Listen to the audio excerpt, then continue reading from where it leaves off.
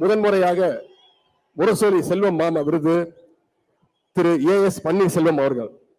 முரசொலி செல்வம் மாமா பெயரிலான முதல் விருது மிகச்சரியான விருதாளர்களுக்கு சென்று சேருகின்றது. திரு AS பன்னீர்செல்வம் அவர்கள் கிட்டத்தட்ட அரை நூற்றாண்டு காலம் பத்திரிகை துறையில் அனுபவம் பெற்றவர். தி ஹிந்து, பிசினஸ் இந்தியா, அவுட்லுக் போன்ற இந்தியாவின் தலை சிறந்த பத்திரிகைகளில் முக்கிய பொறுப்புகளில் பணியாற்றியவர். இங்கிலாந்தில் உள்ள ஆக்ஸ்போர்ட் பல்கலைக்கழகத்தில் ராய்டர்ஸ் ஃபெல்லோவாக தேர்ந்தெடுக்கப்பட்டவர்.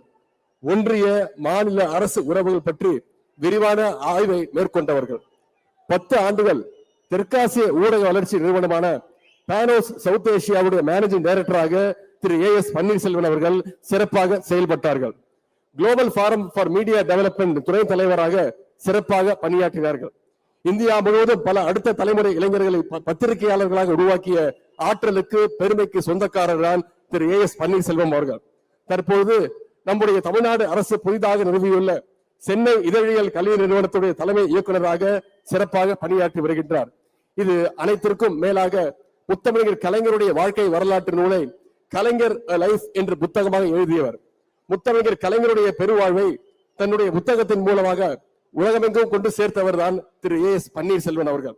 அவருக்கு 2025ஆம் ஆண்டிற்கான முரசொலி செல்வம் விருது வழங்கப்படுவதில் முரசொலி அறக்கட்டளை மிகுந்த பெருமை அடைகின்றது, மகிழ்ச்சி அடைகின்றது. இந்த நேரத்தில் அவருக்கு நம்முடைய வாழ்த்துக்களையும் கரவொலியையும் தெரிவித்துக் கொள்வோம்.